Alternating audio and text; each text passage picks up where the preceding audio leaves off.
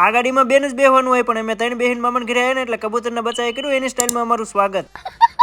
એમાં થયું એવું, મારા માસીએ લીધું હતું નવું પલ્સર. મેં કીધું હાલતી મામાને ઘરે આટો મારતા હોય એટલે ખબર પડી જાય ગાડી બરાબર છે કે નહીં. નવી ગાડીના એરિસામાં જૂનો આઈફોન દેખાડીને મોટા પંખાને હવા ખાઈને આવી ગયા સીધા મામાના ગામમાં એક મામા ભેગા થઈ ગયા એટલે મફતમાં સોડાનો મેળ પડી ગયો. સોડા પીને નેશનલ હાઈવે ઉપર પલ્સર ને ધૂમની જેમ ભગાડીને આવી ગયા સીધા મામાની વાડીએ. આ મામા હુતાશે જાગે છે કઈ ખબર નથી પડતી, પણ તોય મેં ઊંઘ તો બગાડ નાખ્યો. જો આને કેવાય અડધું સફરજન, તમે તો કઈ જોયું નહીં હોય. ભેગું થાને ભાઈ રેડો થોડોક ચા પી લેવીને ચા પીને જેવી અડાળી નીચે મૂકીને કે આ ભાઈઓ મને મળવા આવી ગયા. પછી આ બધા ભાઈઓ આરે થોડીક વાતો કરીને એક એક સોડા પાઈ દીધી.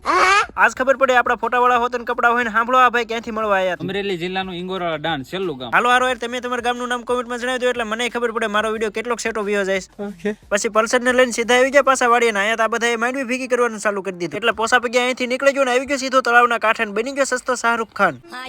ટાઈમ થઈ ગયો અહીંથી ખસકાવાનો, પણ ડબ્બામાં કબૂતરના બચ્ચા દેખાઈ ગયા ત્યાં ઘડીક બેસી ગયા. વિડીયો જોવા